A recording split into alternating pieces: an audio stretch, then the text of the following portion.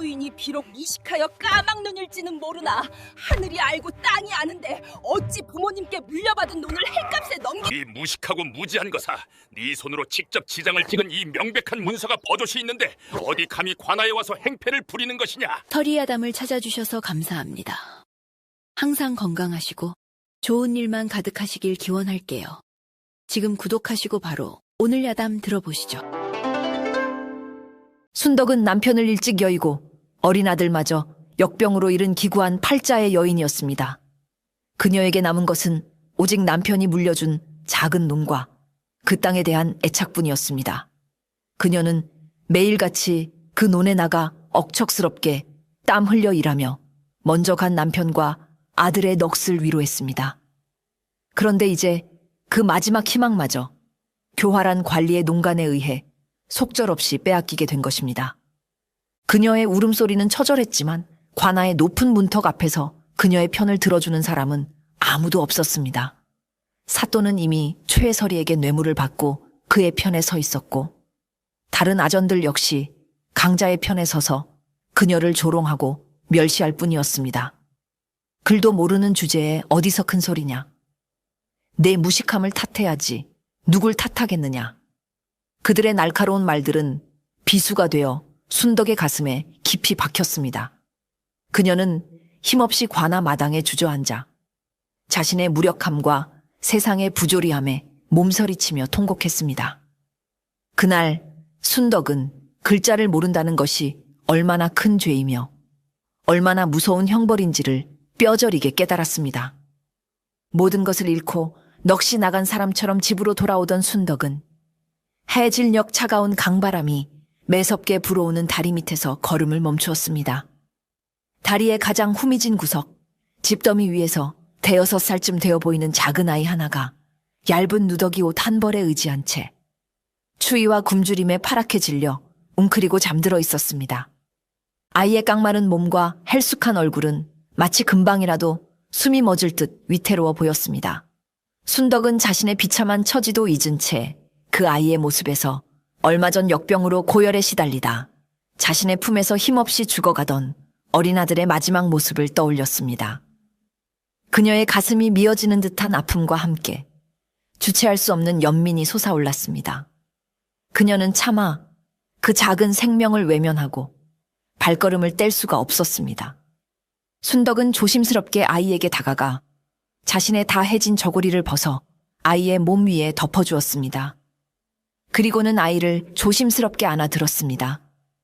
아이의 몸은 얼음장처럼 차가웠지만 이상하게도 순덕의 텅 빈 마음을 채워주는 듯한 따뜻하고 포근한 온기가 느껴졌습니다. 그녀는 아이를 품에 안고 곧장 저작거리의 전당포로 향했습니다.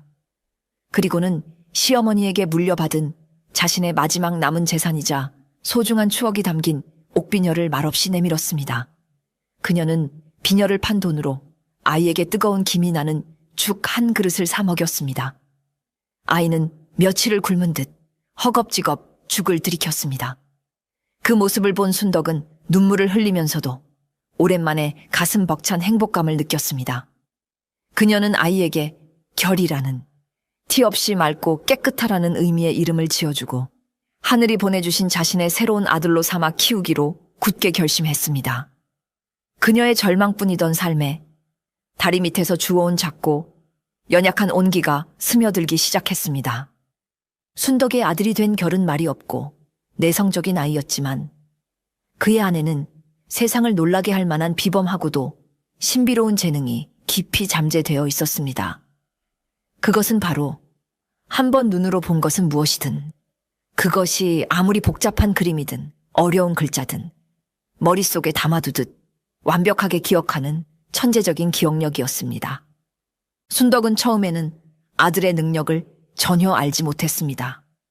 그녀가 처음 아들의 재능을 발견하게 된 것은 어느 날 저잣거리에 함께 나갔을 때의 일이었습니다. 관아의 게시판 앞을 지나가는데 결이가 잠시 멈춰 서서 그곳에 붙어있는 방을 뚫어지게 쳐다보는 것이었습니다. 순덕은 그저 아이가 그림에 관심이 있는 줄로만 알았습니다. 하지만 그날 밤 집으로 돌아온 결이는 순덕을 깜짝 놀라게 만들었습니다. 그는 흙바닥의 나뭇가지로 낮에 보았던 방에 쓰인 수십 개의 복잡한 한자들을 단 한 글자도 틀리지 않고 그대로 그려내는 것이었습니다. 순덕은 글자를 몰랐지만 그 형태가 낮에 보았던 것과 똑같다는 것은 알 수 있었습니다. 그녀는 혹시나 하는 마음에 다음 날 다시 그 게시판을 찾아가 확인했고 아이가 그린 글자가 실제와 정확히 일치한다는 사실을 알고는 소름이 돋았습니다. 그녀는 아이의 능력이 혹시 요물이나 귀신의 장난은 아닐까 덜컥 겁이 났습니다. 그녀는 며칠을 고민한 끝에 마을에서 가장 학식이 높고 존경받는 늙은 박 훈장을 찾아가 이 기이한 일에 대해 조심스럽게 조언을 구하기로 했습니다. 가난한 살림에 제자도 거의 없이 쇠락한 서당을 겨우 지키고 있던 박 훈장은 순덕의 이야기를 처음에는 반신반의하며 들었습니다. 그는 순덕이 아들 자랑이 하고 싶어 과장을 하는 것이라 생각했습니다. 하지만 그는 결이 맑고 총명한 눈빛을 보고는 혹시나 하는 마음에 아이의 재능을 직접 시험해 보기로 했습니다. 그는 석에서 가장 어렵고 두꺼운 책인 대학을 꺼내 그중 가장 복잡한 구절 하나를 펼쳐 보였습니다. 그리고는 결에게 얘야 단 한 번만 보고 얼마나 기억하는지 외워보아라고 말했습니다. 그의 말투에는 여전히 가벼운 시험의 의도가 담겨 있었습니다. 결은 훈장이 펼쳐 보인 책을 마치 그림을 감상하듯 뚫어지게 한번 훑어보았습니다. 그리고는 조용히 책을 덮고 막힘없이 외우기 시작했습니다. 그의 입에서는 평생을 학문에 바쳐온 늙은 훈장 자신도 여러 번을 읽어야 겨우 외울 수 있는 사서삼경의 심오한 구절들이 마치 맑은 시냇물이 흐르듯 토시 하나 틀리지 않고 흘러나왔습니다. 박 훈장은 자신의 귀를 의심하며 경악을 금치 못했습니다. 그는 손을 부들부들 떨며 책과 결의 암송을 번갈아 대조했지만 단 한 글자의 오류도 찾아낼 수 없었습니다. 그는 자리에서 벌떡 일어나 온몸에 전율을 느끼며 외쳤습니다. 이 아이는 보통 아이가 아니다. 이는 하늘이 우리처럼 가난하고 억울한 백성을 굽어 살펴 이 땅에 내려보내신 100년에 한 번 나올까 말까 한 기재로다. 박 훈장은 그날 이후 결이 비범한 재능이 썩는 것을 안타깝게 여겨 자신의 모든 것을 걸고 아이를 가르치기로 결심했습니다. 그는 순덕에게 결이 모든 수업료를 면제해 주겠다고 약속하고 그때부터 밤낮을 가리지 않고 자신의 모든 학문과 지혜를 결에게 아낌없이 전수하기 시작했습니다. 순덕은 훈장의 은혜에 눈물을 흘리며 자신 또한 아들의 뒷바라지를 위해 굳은 일을 마다하지 않았습니다. 그녀는 새벽 일찍 일어나 양반집에 삭바느질을 했고 낮에는 장터에 나가 허드레시를 했으며 밤에는 남들이 모두 기피하는 험한 일까지 하며 아들의 붓과 종이 값을 벌었습니다. 그녀의 고왔던 손은 어느새 나무 껍질처럼 거칠게 트고 꼿꼿했던 허리는 세월의 무게에 조금씩 굽어갔습니다. 하지만 그녀는 단 한 번도 자신의 신세를 한탄하거나 힘든 내색을 하지 않았습니다. 그녀에게는 밤늦도록 촛불 아래에서 낭랑한 목소리로 글을 읽는 아들의 모습이 세상 그 어떤 고통도 잊게 해주는 유일한 행복이자 희망이었습니다. 결이 역시 그런 어머니의 숭고한 희생과 훈장의 기대를 누구보다 잘 알고 있었습니다. 그는 어머니가 삭바느질로 벌어온 핏값 같은 돈으로 산 종이 한 장, 먹 한 방울도 허투루 쓰지 않았습니다. 그는 잠자는 시간을 쪼개가며 학문에 더욱 정진했고 그의 학식은 날이 갈수록 일취월장했습니다. 그의 먹물 한 방울, 한 방울에는 어머니의 피와 땀, 그리고 아들을 향한 간절한 눈물이 함께 스며 있었습니다. 모자의 고된 삶은 서로에 대한 사랑과 희생으로 하루하루를 버텨내고 있었습니다. 세월이 흘러 10살 남짓한 소년으로 성장한 결은 이미 어지간한 어른 선비들을 능가하는 학식과 문장력을 갖추게 되었습니다. 어느 늦은 밤 그는 잠 못 이루고 바느질을 하는 어머니를 위해 다락방에서 낡은 이불을 꺼내오다가 어머니의 낡은 반지꼬리 상자 안에서 빛바랜 문서 한 장을 우연히 발견하게 됩니다. 그것은 바로 몇 해 전 최설이가 어머니를 속여 지장을 찍게 한 억울한 땅 매매 계약서였습니다. 문서의 한쪽 구석에는 세상의 모든 슬픔을 담은 듯한 어머니의 붉은 인주 자국이 애처롭게 번져 있었습니다. 결은 훈장님께 배운 지식으로 문서의 내용을 단숨에 해독했고 그 안에 담긴 교활하고 부당한 계약 조건에 치를 떨었습니다. 그는 그날 밤 어머니를 붙잡고 그 문서에 얽힌 과거의 억울한 사연을 모두 듣게 되었습니다. 글자를 모른다는 단 하나의 이유만으로 평생을 바쳐 일군 재산을 속절없이 빼앗기고 억울함을 호소할 곳조차 없이 눈물만 삼켜야 했던 어머니의 기구한 한 어린 결의 가슴 속에 이전에 한 번도 느껴보지 못했던 뜨겁고 격렬한 분노의 불길이 처음으로 타오르기 시작했습니다. 그는 그 순간 깨달았습니다. 자신이 가진 이 비범한 재능은 단순히 개인의 출세를 위한 도구가 아니라 바로 눈앞에 있는 어머니의 피눈물을 닦아주고 이 세상의 모든 순덕들과 같은 억울한 사람들을 지키기 위해 하늘이 자신에게 내린 거룩한 사명이라는 것을. 그는 어머니 앞에서 굳게 맹세했습니다. 어머니, 더 이상 슬퍼하지 마십시오. 언젠가 제가 반드시 붓으로 칼을 삼아 어머니의 한을 풀어드리고 정의를 바로 세우겠습니다. 결의 명성은 신동이라는 이름과 함께 고을 안에 서서히 퍼져나가기 시작했습니다. 그의 비범한 재능에 대한 소문은 과거 순덕의 땅을 빼앗았던 이방 초의 서리의 귀에까지 들어가게 되었습니다. 최의 서리는 처음에는 그저 총우석의 똑똑한 아이 정도로 치부하며 대수롭지 않게 여겼습니다. 하지만 결의가 바로 자신이 등쳐먹었던 과부 순덕의 아들이라는 사실을 알게 되자 그는 극심한 불안감에 휩싸였습니다. 그는 자신의 과거 악행이 언젠가는 결의 손에 의해 밝혀져 자신의 발목을 잡게 될 것임을 직감했습니다. 그는 호랑이 새끼는 어릴 때 잡아야 한다는 생각으로 결의를 싹부터 잘라버리기 위한 비열하고 치밀한 계략을 꾸미기 시작했습니다. 최설이가 가장 먼저 노린 것은 결의가 앞으로 응시하게 될 과거 시험의 자격을 박탈하는 것이었습니다. 당시의 법도에 따르면 상놈이나 근본을 알 수 없는 자는 양반들만 응시할 수 있는 과거 시험에 응시할 수 없었습니다. 그는 이 점을 교묘하게 파고들었습니다. 그는 관아의 권력을 이용하여 마을 사람들에게 결의는 순덕이 다리 밑에서 주워온 근본도 족보도 없는 고아다. 상놈의 자식이 어찌 감히 사대부의 길을 넘보느냐는 악의적인 소문을 퍼뜨렸습니다. 또한 그는 관아의 호적 장부를 조작하여 결의를 순덕의 양자가 아닌 그저 집에 머무는 무적 동거인으로 기록해 놓는 치밀함까지 보였습니다. 그의 계략은 결의 미래를 원천적으로 차단하려는 아주 악랄하고 교활한 것이었습니다. 최설이의 비열한 방해 공작으로 결의가 과거에 응시할 수 있는 길이 막힐 위기에 처하자 박 훈장은 더 이상 보고만 있을 수 없었습니다. 그는 결의라는 거대한 제목이 썩은 나무와 같은 최설이 때문에 꺾이는 것을 결코 용납할 수 없었습니다. 그는 자신의 모든 것을 걸고 사랑하는 제자를 지켜내기로 굳게 결심했습니다. 그는 며칠 동안 자신의 서재의 깊숙한 곳을 뒤져 먼지가 뽀얗게 쌓인 낡은 괴짝 하나를 찾아냈습니다. 그리고는 그 괴짝을 소중하게 들고 결의와 순덕을 자신의 서당으로 불렀습니다. 그의 얼굴에는 이전에 볼 수 없었던 비장하고도 슬픈 결의가 서려 있었습니다. 박 훈장은 두 사람 앞에 괴짝을 열어 보였습니다.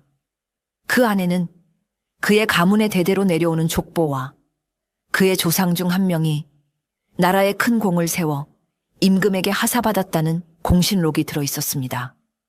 그는 사실 지금은 비록 쇠락했지만 과거에는 뼈대 있는 양반 가문의 후손이었던 것입니다. 그는 결의 손을 굳게 잡고 떨리는 목소리로 말했습니다. 결아, 너는 이제부터 내 아들이다. 나는 오늘 너를 나의 양자로 정식으로 입적하여 우리 가문의 대를 잇게 할 것이다. 너는 이제 근본 없는 고아가 아니라 당당한 박씨 가문의 적자로서 그 누구의 방해도 받지 않고 너의 뜻을 펼치게 될 것이다. 그의 선언은 자신의 가문을 남에게 내어주는 선비로서는 자신의 목숨보다 더한 자존심을 버리는 숭고하고도 충격적인 희생이었습니다. 순덕과 결은 훈장의 거룩한 뜻 앞에서 감격의 눈물을 흘리며 큰 절을 올렸습니다. 박 훈장의 숭고한 희생 덕분에 당당한 양반의 신분을 얻게 된 결은 마침내 몇 년 뒤 한양에서 열리는 대과에 응시할 수 있는 자격을 얻게 되었습니다. 과거 시험 날짜가 다가오자 순덕은 아들의 머나먼 여정을 위해 밤낮으로 정성을 다해 준비를 시작했습니다. 그녀는 아들이 길 위에서 달아질 것을 걱정하여 자신의 굳은 살 박인 손으로 밤새도록 튼튼한 집신을 삼았습니다. 또한 비록 가진 것은 없었지만 아들이 굶주리지 않기를 바라는 마음에 이웃에게 쌀을 구워 정성껏 주먹밥을 쌌습니다. 그녀는 아들을 위해 무언가를 해줄 수 있다는 사실만으로도 행복했습니다.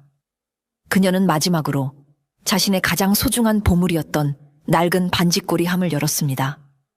그 안에는 이제 더 이상 쓸모가 없어진 남편의 유품이었던 낡은 옥비녀가 들어 있었습니다. 그녀는 잠시 비녀를 보며 먼저 간 남편을 그리워했지만 이내 마음을 굳히고 그것을 팔아 아들의 여비를 마련했습니다. 떠나는 날 아침, 순덕은 아들의 낡은 괴나리 보찜에 주먹밥과 집신을 넣어주며 애써 눈물을 감추고 아들을 배웅했습니다. 결아, 어미는 아무 걱정 말거라. 너는 반드시 큰일을 해낼 아이다. 부디 몸 조심하고 네가 가진 큰 뜻을 세상에 마음껏 펼치고 오너라. 결은 어머니의 주름진 손을 꼭 잡고 그동안의 희생과 사랑에 감사의 눈물을 흘렸습니다. 어머니, 반드시 장원급제하여 금의 환향하는 늠름한 아들의 모습을 보여드리겠습니다.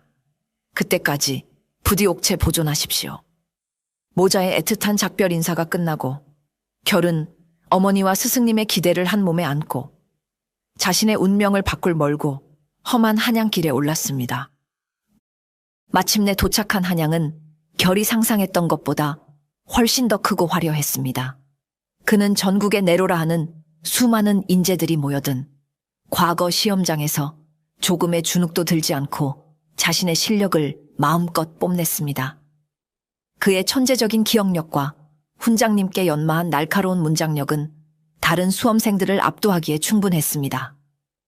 그의 답안지는 논리가 정연하고 문장은 힘이 넘쳤으며 그 안에 담긴 경륜과 기계는 도저히 어린 소년의 것이라고는 믿기 어려울 정도였습니다. 그의 답안지를 채점한 시험관들은 모두 그의 비범한 재능에 혀를 내둘렀고 그들 사이에서는 일찌감치 결의가 이번 과거에 장원급제자가 될 것이라는 이야기가 공공연하게 나돌았습니다. 하지만 그의 뛰어난 재능을 시기하고 두려워하는 자의 검은 마수는 그가 모르는 사이에 한양까지 뻗쳐 있었습니다. 고향의 최서리는 결의가 장원급제라도 하는 날에는 자신의 목이 위태로워질 것이라 판단하고 마지막 발악을 준비했습니다. 그는 자신이 그동안 뇌물로 매수해둔 과거 시험장의 한 하급 관리를 찾아갔습니다. 그리고는 막대한 돈을 쥐어주며 무슨 수를 써서라도 결이라는 이름이 쓰인 답안지를 합격자 명단에서 빼내야 한다. 그 답안지를 아예 이 세상에서 없애버려라는 비밀스러운 지령을 내렸습니다. 결국 합격자를 발표하기 전날 밤 초의 서리에게 매수된 관리는 채점관들의 석에 몰래 잠입하여 결의가 제출했던 답안지를 찾아내어 아궁이의 불쏘시개로 던져버리고 말았습니다. 합격자 발표 날 결은 자신의 장원급제를 확신하며 당당하게 방 앞으로 나아갔습니다. 하지만 합격자 명단이 적힌 거대한 종이를 몇 번이고 훑어보아도 그 어디에도 자신의 이름은 없었습니다. 그는 자신의 눈을 의심하며 만견자실했습니다. 하늘이 무너져 내리는 듯한 절망감에 그는 그 자리에 주저앉아 눈물을 흘렸습니다. 어머니와 스승님의 기대를 저버렸다는 죄책감과 알 수 없는 배신감에 그는 모든 것을 포기하고 싶었습니다. 바로 그때 그의 어깨를 두드리는 손길이 있었습니다. 고개를 들어보니 낯선 중년의 선비 한 명이 인자한 미소를 지으며 그를 바라보고 있었습니다. 그 선비는 바로 결의 답안지를 직접 채점하고 그의 비범한 재능에 깊은 감명을 받았던 시험관 중 한 명이었습니다. 그는 누구보다 뛰어났던 결의 답안지가 아무런 이유 없이 사라지고 그가 낙방했다는 사실에 무언가 석연치 않음을 느끼고 있었습니다. 그는 비밀리에 진상을 조사한 끝에 최설이가 관리를 매수하여 답안지를 불태웠다는 끔찍한 진실을 알게 된 것입니다. 하지만 뚜렷한 물증이 없어 어찌할 도리가 없던 그는 안타까운 마음에 결을 찾아온 것이었습니다. 그는 결을 조용한 주막으로 데려가 자신의 진짜 신분을 밝혔습니다. 그는 사실 임금의 비밀 특명을 받고 지방의 부패한 관리들을 척결하기 위해 암행 중인 암행어사였습니다. 암행어사는 결에게 모든 진실을 털어놓으며 새로운 제안을 했습니다. 젊은이, 그대의 재능과 기계는 실로 놀랍네. 과거 급제만이 출세의 유일한 길은 아닐세. 그대가 진정으로 백성을 위하는 마음을 가졌다면 나와 함께 그대의 고향으로 내려가 그대의 답안지를 불태운 저 썩은 뿌리들을 함께 도려내지 않겠는가? 이것은 과거 급제보다 더 어렵고 위험한 길이지만 그보다 더 큰 보람과 정의를 실현하는 길이 될 걸세. 그의 제안에 결은 잠시 망설였지만 이내 굳은 결심을 하고 그의 손을 잡았습니다. 그는 억울하게 낙방한 것을 한탄하는 대신 자신의 손으로 직접 정의를 실현할 수 있는 기회를 선택한 것입니다. 암행어사와 함께 비밀리에 자신의 고향으로 돌아온 결은 신분을 숨긴 채 최설이의 비리를 캐기 위한 본격적인 조사에 착수했습니다. 그는 어머니와 스승님을 찾아가고 싶은 마음이 굴뚝 같았지만 임무가 끝날 때까지 자신의 정체를 드러낼 수 없었기에 멀리서 그들을 그리워하며 눈물만 삼켜야 했습니다. 그러던 중 그는 저작거리에서 어머니에 대한 소식을 듣게 되었습니다. 순덕은 아들이 낙방했다는 소식에 잠시 상심했지만 인의 기운을 차리고 여전히 억척스럽게 일을 하며 아들이 돌아오기만을 손꼽아 기다리고 있다는 것이었습니다. 또한 아들에게 보낼 편지를 쓰기 위해 그를 아는 이웃에게 부탁하여 한자 한자 정성껏 마음을 담고 있다는 소식도 들었습니다. 결은 암행어사의 수하가 되어 자신의 천재적인 기억력을 10분 발휘하기 시작했습니다.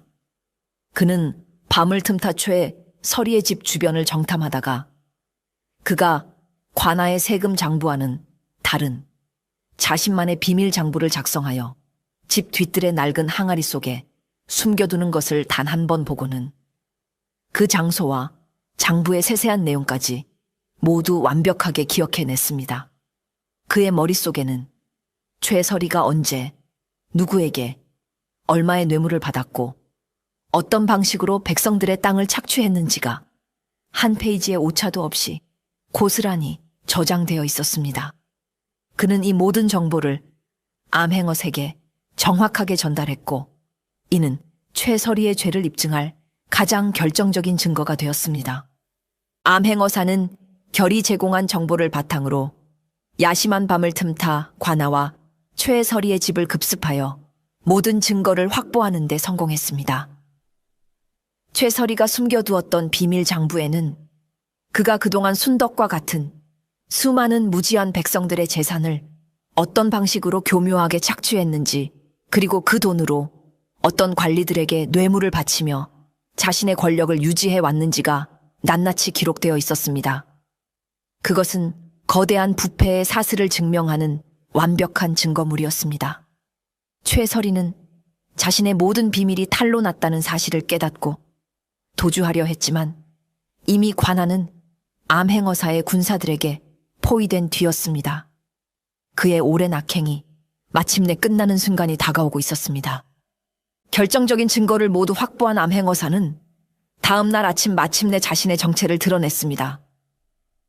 그는 마패를 높이 치켜들고 암행어사 출두요를 외치며 동원으로 들이닥쳤습니다. 그의 갑작스러운 등장에 사또를 비롯한 모든 부패한 관리들은 혼비백산하여 엎드렸습니다. 최설이 역시 사색이 되어 바닥에 주저앉았습니다. 암행어사는 그들의 죄상을 하나하나 열거하며 그 자리에서 모두를 파직하고 포박하도록 명했습니다.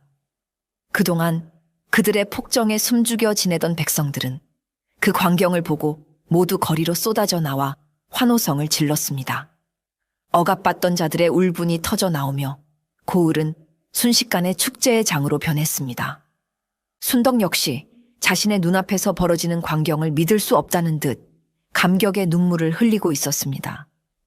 그녀는 자신의 억울함이 마침내 풀리는 날이 왔다는 사실에 먼저 간 남편과 아들을 떠올리며 하늘을 향해 감사의 기도를 올렸습니다. 재판이 진행되는 동안 암행어사의 곁에는 늠름한 청년이 된 결의가 복면을 쓴 채 서 있었습니다. 비록 얼굴은 가렸지만 그의 눈빛에서는 정의를 실현했다는 굳건한 자부심이 빛나고 있었습니다.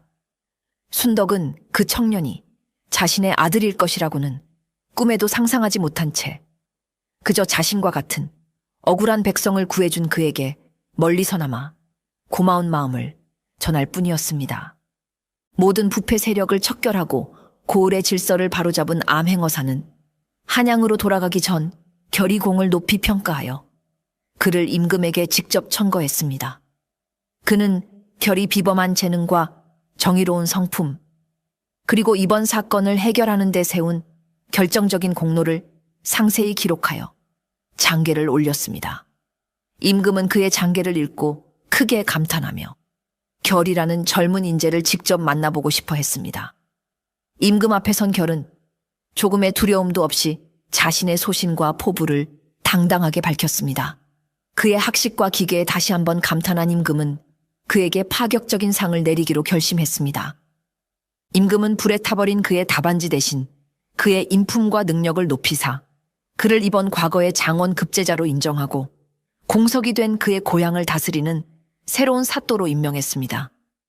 억울하게 낙방했던 시골의 고아가 하루아침에 자신의 고향을 다스리는 목민관이 되어 돌아가게 된 것입니다. 결은 마침내 꿈에 그리던 금의환향을 하게 되었습니다. 그는 임금이 하사한 어사화를 머리에 쓴 늠름한 모습으로 수많은 관원들을 거느리고 자신의 고향으로 돌아왔습니다. 그는 가장 먼저 초라한 흙집에서 여전히 자신을 기다리고 있을 어머니 순덕을 찾아갔습니다. 그는 어머니의 앞에 엎드려 큰 절을 올렸습니다. 어머니, 불초소생 결이 이제야 어머니의 한을 풀어드리고자 돌아왔습니다. 순덕은 믿을 수 없는 아들의 모습에 말을 잇지 못하고 그저 뜨거운 눈물만 흘리며 아들을 끌어안았습니다.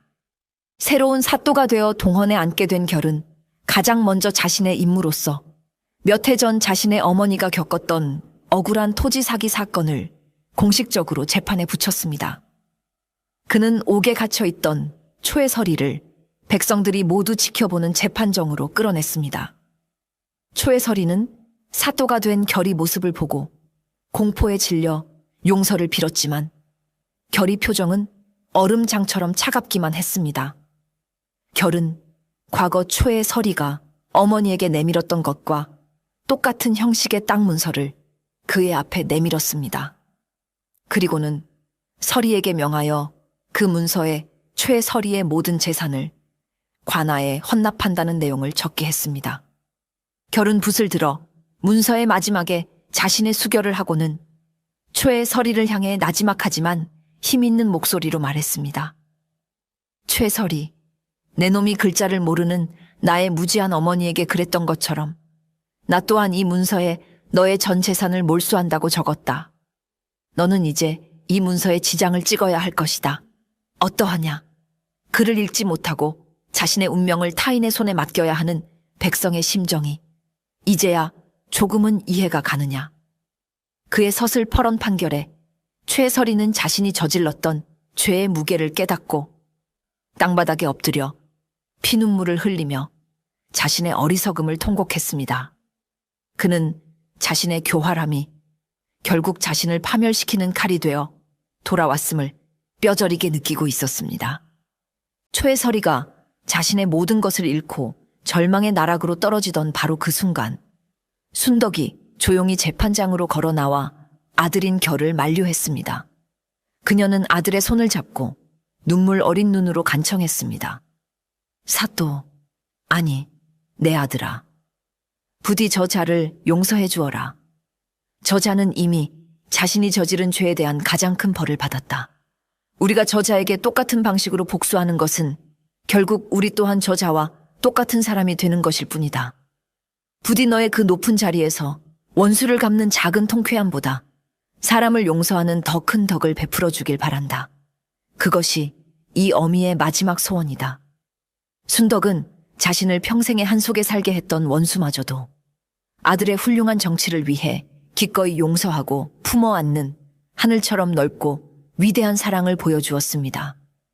결은 어머니의 깊은 뜻 앞에서 차마 고개를 들 수 없었습니다. 그는 자신의 복수심이 어머니의 위대한 사랑 앞에서 얼마나 작고 부끄러운 것인지를 깨달았습니다. 그는 어머니의 뜻을 받들어 최서리의 재산을 몰수하는 대신 그 재산을 모두 백성들을 위한 의창을 짓고 가난한 아이들을 위한 서당을 세우는데 사용하도록 명했습니다. 그리고 최서리에게는 그 공사 현장에서 평생토록 백성들을 위해 노역하며 자신의 죄를 씻으라는 판결을 내렸습니다. 이는 그를 죽이는 것보다 더 큰 가르침을 주는 현명하고도 자비로운 판결이었습니다. 백성들은 자신들의 새로운 사또가 가진 지혜와 어진 마음에 깊이 감복하여 그의 이름을 칭송하며 눈물을 흘렸습니다. 사또가 된 결은 어머니와 스승 박훈장의 가르침을 가슴에 새기고 백성을 하늘처럼 섬기는 진정한 목민관으로서의 길을 걷기 시작했습니다.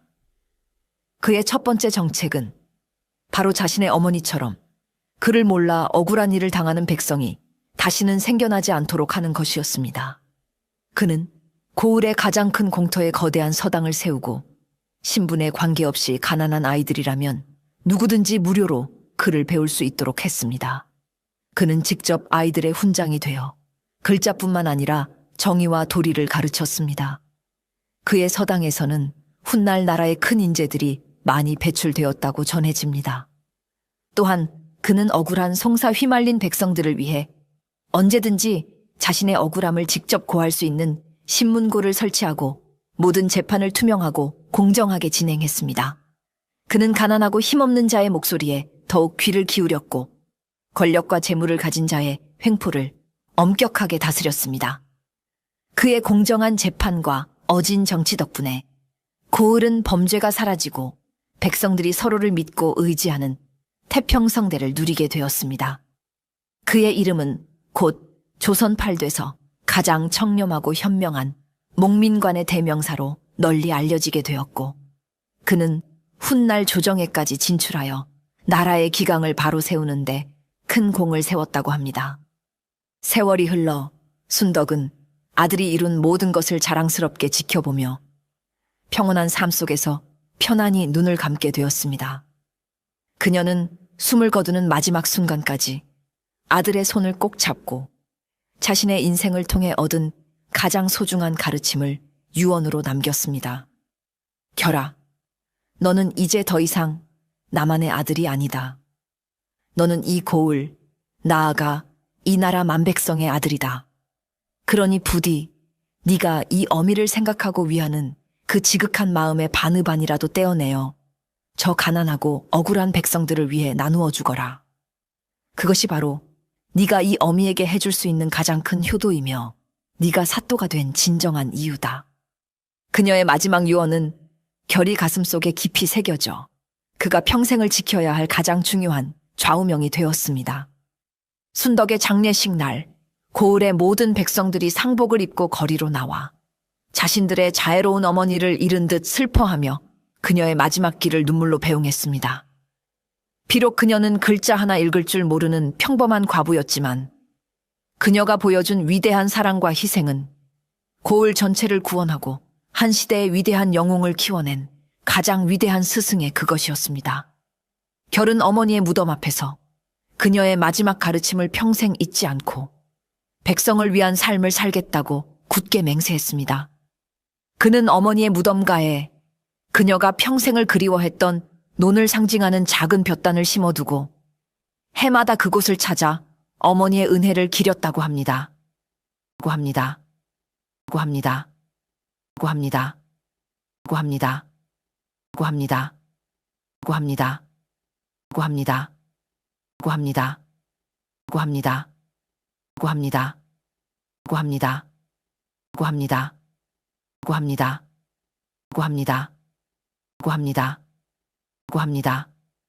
합니다. 합니다.